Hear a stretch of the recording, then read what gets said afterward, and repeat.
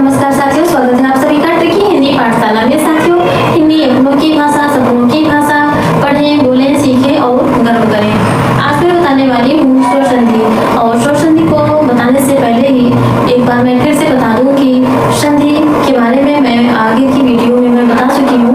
और संधि कितने प्रकार की होती है, संधि किसे कहते हैं, स्वर संधि को अच संधि और व्यंजन संधि को हर संधि क्यों कहा जाता है, इन सब पे मैं एक विस्तार से चर्चा कर चुकी थी। और आज मैं बताने वाली हूँ स्वर संधि और उसके भेद।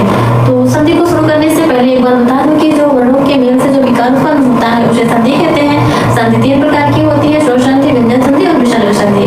स्वर संधि में भी 5 प्रकार की होती है, दीर्घ स्वर संधि, गुण स्वर संधि, विकर्ण स्वर संधि, वृद्धि स्वर संधि और आयाति स्वर संधि।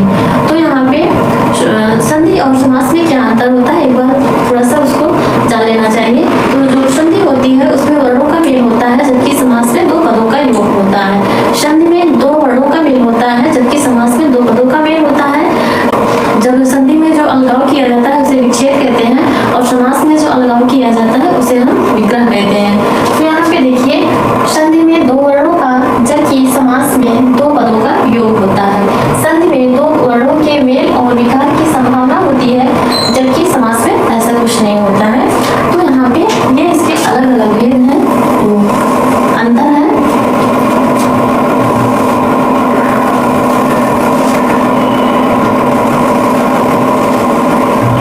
ये इसके अलग अलग अंतर हो जाते हैं। तो यहाँ पे देखिए, संधि और समास में क्या अंतर होता है। संधि में 2 वर्णों का मेल, जबकि समास में 2 पदों का योग होता है। संधि में 2 वर्णों के मेल और विकार की संभावना होती है, जबकि समास में ऐसा नहीं होता है। संधि को अलग करने को विच्छेद कहते हैं, जबकि समास को अलग करने को विग्रह कहते हैं। तो आइए इसके बाद हम शुरू करते हैं स्वर संधि। स्वर संधि को अच संधि कहा जाता है, और इसको मैं माहेश्वर सूत्र के माध्यम से मैं बताई थी।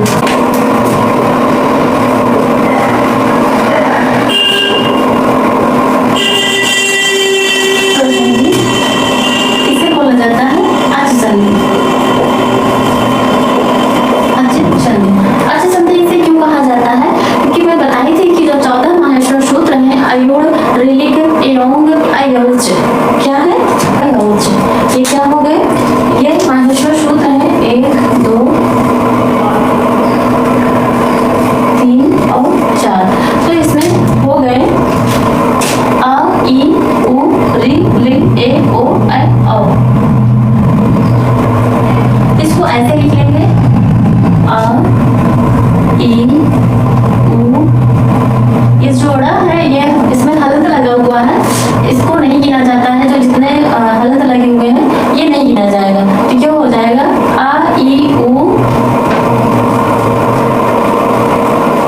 ऋ, ऋ, ए, ओ,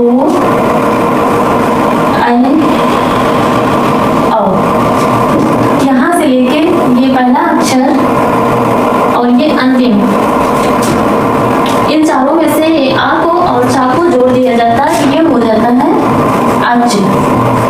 इसी को बोलते हैं अच। और अच में कौन कौन से वर्ण आते हैं, अ, ई, उ, ऋ, ऋ, ए, ओ, ऐ, औ। तो यहाँ पे ध्यान दीजिए कि जो हमारे वर्णमाला में 11 स्वर होते हैं, वो यहीं से, मैं आपको बताती हूँ कैसे होते हैं 11 स्वर। देखिए 1, 2, 3, 4, 5, 6, 7, 8। ये जो ऋ है इसको नहीं गिना जाएगा, क्योंकि यह संस्कृत में प्रयोग होता है, हिंदी में नहीं। हिंदी में नहीं, संस्कृत में प्रयोग होता है इसका। तो देखिए यहाँ पे ध्यान दीजिए कि जहाँ पे छोटा आ है वहाँ पे बड़ा आ भी रहेगा, बड़ा आ। जहाँ पे छोटी ई है वहाँ पे हो जाएगी बड़ी ई, और जहाँ पे उ है वहाँ पे हो जाएगा बड़ा उ। तो इसको गिनिए 1, 2, 3, 4, 5, 6, 7, 8, 9, 10, 11। ये जो 11 वर्ण है यही है स्वर, और इसी को बोलते हैं अच। अच, ये हो गए अच। इसी जो 11 वर्ण है, स्वर हैं, 11 जो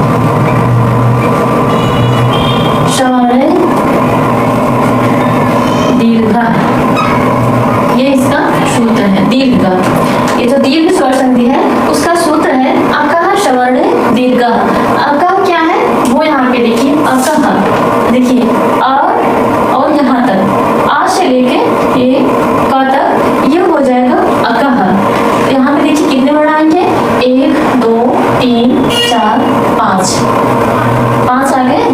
तो यहाँ पर 5 आ गए। ये आ ई उ री। अब ये री मैं बताई थी कि ये जो है ये संस्कृत में यूज होता है, हिंदी में नहीं। तो ये कितने हो गए? 4 वर्ण। इन्हीं 4 वर्णों से ही दीर्घ स्वर संधि को समझा जाएगा। तो यहाँ पे यह ध्यान दीजिए कि जहाँ पे आ है वहाँ पे बड़ा आ, जहाँ पे ई है वहाँ पे बड़ी ई, उ के साथ बड़ा उ का प्रयोग होता है। तो ये जो 4 वर्ण है इन्हीं के मतलब इन्हीं से ही दीर्घ संधि होती है, और इनके अलावा किसी और भी संधि स्वर से दीर्घ में होती नहीं है। तो ये जो 4 स्वर है इन्हीं से ही दीर्घ स्वर संधि को मैं आपको समझाती हूँ। उत्तर है अका। अका हम बताएं कि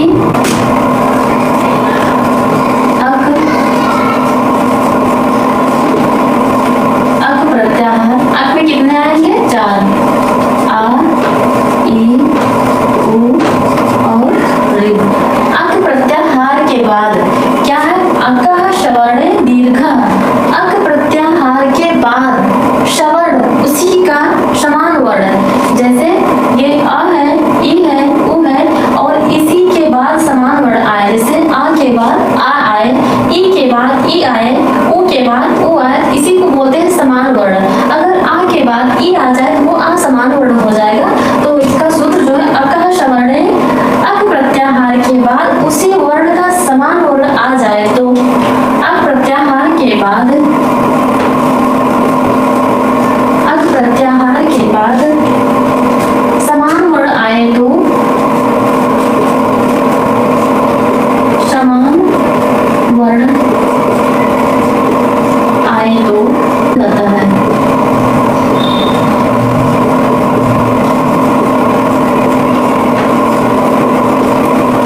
अक प्रत्याहार अभी मैं बताई हूँ कि आ से लेके का तक अक प्रत्याहार बनता है, और इसमें आएगा आ ई उ रे। ये 4 वर्ण आएंगे और इन्हीं से ही दीर्घ स्वर संधि को जाना जाएगा। तो यहाँ पे देखिए, यहाँ पे मैं लिख देती हूँ आ प्लस आ बराबर बड़ा आ। क्या यहाँ पे लिखी हूँ कि अक प्रत्याहार के बाद समान वर्ण आए तो दीर्घ हो जाता है। देखिए ये है आ और आ के बाद आ आया, दोनों समान वर्ण है। तो यहाँ पे जो नियम कहता है कि समान वर्ण आने पर तो उससे जो विकार उत्पन्न होता है उसी को तो ये संधि कहते हैं। तो यहाँ पे जो विकार उत्पन्न हो रहा है वो है बड़ा आ। अगर हम इसको ऐसे लिखेंगे आ प्लस आ बराबर, तभी बड़ा आ होगा, और यहाँ पे लिखेंगे आ प्लस आ बराबर, तभी यहाँ पे बड़ा आ ही होगा। वैसे ही जैसे ई प्लस ई बराबर ई और ई प्लस ई बराबर बड़ी ई प्लस ई बराबर बड़ी ई। अगर छोटी दोनों छोटी ई है तो भी वो मिलके बड़ी ई बन जाएगी, दीर्घ हो जाएगा। दोनों दीर्घ है तो भी मिलके वो दीर्घ हो जाएगा, और एक बड़ी ई है और एक छोटी ई है तो भी दोनों मिलके बड़ी ई हो जाएंगे। तो ऐसे ही है उ का उ प्लस उ बराबर बड़ा उ प्लस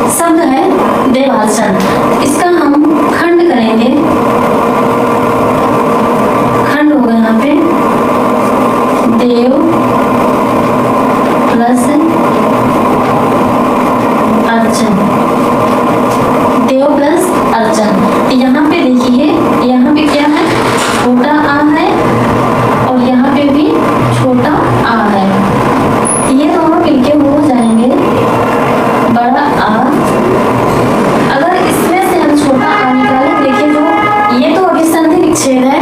अगर हम वर्ण का विच्छेद करते हैं तो जैसे यहाँ पे देव है, देव, इसका अगर हम वर्ण में विच्छेद करेंगे तो यहाँ पे हो जाएगा द ए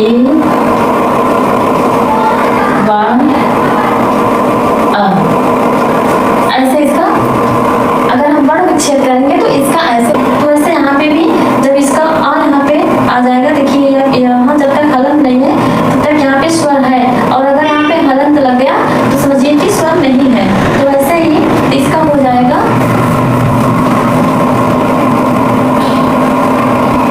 ये वा यहाँ पे है, ये वा जो यहाँ पे है, ये जो बड़ा आ है इसी में मिल जाएगा, तो हो जाएगा देवार्चन। वैसे ही रवि धन इंद्र, रवि धन इंद्र। तो यहाँ पे देखिए यहाँ जो वा है इसमें छोटी ई की मात्रा मिली हुई है, ये हो जाएगा, ये जो वा है यहाँ पे छोटी ई की मात्रा है, ये हो जाएगा छोटी ई प्लस छोटी ई बराबर बड़ी ई, बड़ी ई। तो यहाँ पे ये जो बड़ी ई है इसमें जुड़ जाएगा, हो जाएगा रवींद्र, रवींद्र। देखिए यहाँ पे मैं समझाई हूँ आ का, और यहाँ पे है ई का, वैसे ही यहाँ पे हो जाएगा ऊ का है वधूत्सव। क्या है वधूत्सव?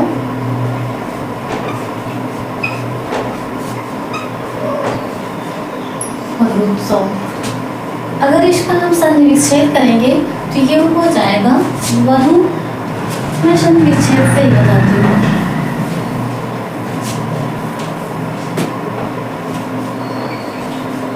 वधु धन उत्सव। क्या है? वधु धन उत्सव। तो इसमें हम यहाँ पे देखते हैं, यहाँ पे बड़ा ऊ है और यहाँ पे छोटा ऊ है, तो उसको यहाँ पे लिख देती हूँ बड़ा ऊ प्लस छोटा ऊ। तो जो मैं सूत्र बताई हूँ आकाश वर्ण दीर्घ, अब प्रत्याहार में समान वर्ण आने पर दीर्घ हो जाता है। तो यहाँ पे देखिए समान वर्ण है और इसका क्या हो जाएगा ऊ, बड़ा ऊ प्लस छोटा ऊ बराबर बड़ा ऊ। तो यहाँ पे ये हो जाएगा वधु शव, ये शब्द बनेगा वधूत्सव। वधूत्सव। ऐसे ही शब्द है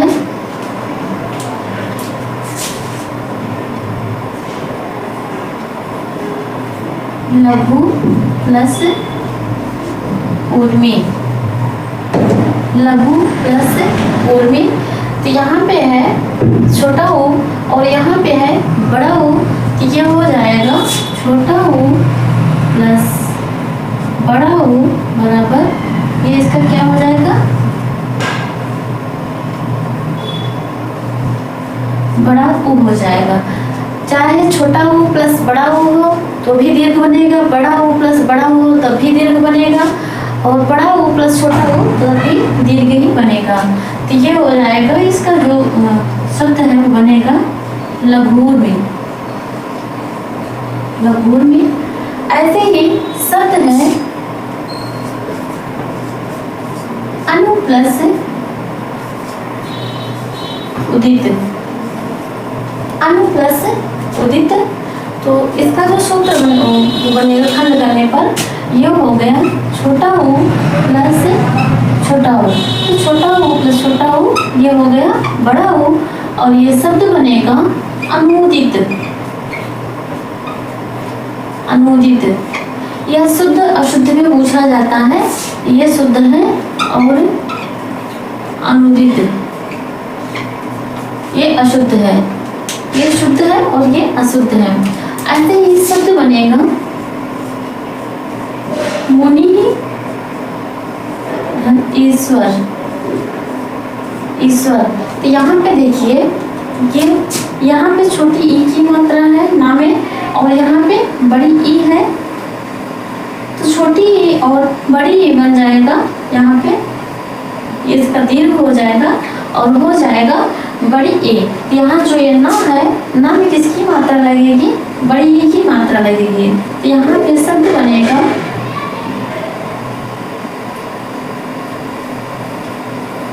मुनीश्वर। यहाँ पे शब्द बनेगा मुनीश्वर।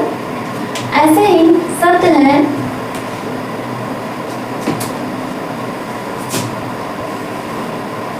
कवि धन ईश्वर।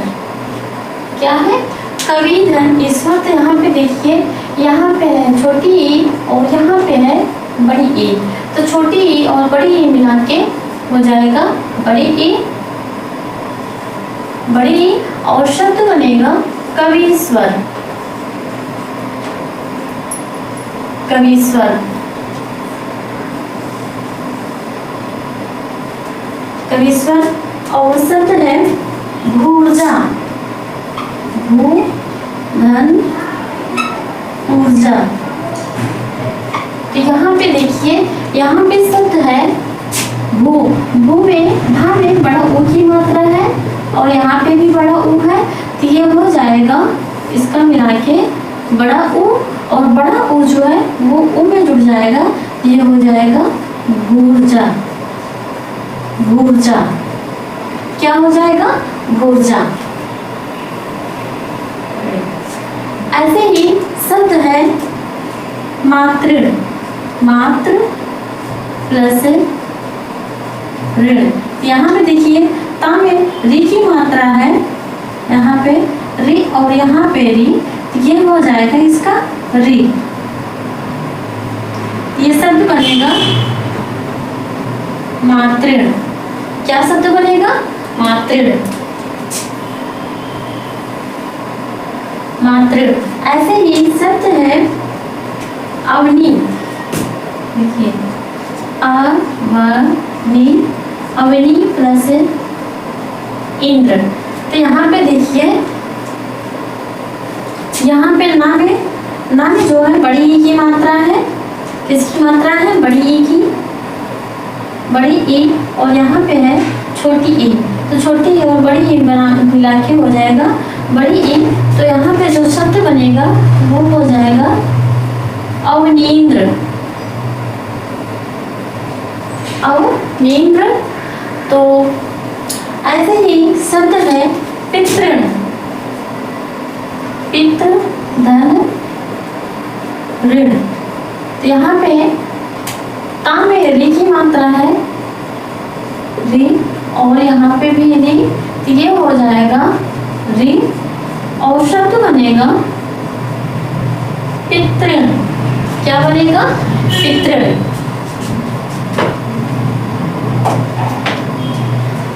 देखिए, वधू धन उत्सव। वधू में धा में बड़ा ऊ की मात्रा है, ऊ में छोटा ऊ की मात्रा है उत्सव में। तो ये हो जाएगा दीर्घ, और शब्द बनेगा वधूत्सव। लघु में इसमें छोटा ऊ की मात्रा है, यहाँ पे बड़ा ऊ है। यहाँ शब्द बनेगा लघुर्मी, और यहाँ पे शब्द बनेगा पितृ। यहाँ पे शब्द बनेगा मुनीश्वर, और यहाँ पे शब्द बनेगा अवनींद्र। यहाँ पे शब्द बनेगा अनुदित। तो दोस्तों, आशा करती हूँ आप लोगों को यह समझाने का जो तरीका है मेरा, ये ज़रूर अच्छा लगा होगा। और प्लीज़ आप लोग नए हो तो चैनल को सब्सक्राइब कीजिए, लाइक कीजिए और कमेंट कीजिए, और अपने विचार व्यक्त कीजिए कि मेरे मतलब पढ़ाने का जो तरीका है वो आप लोगों को कैसा लगा। धन्यवाद।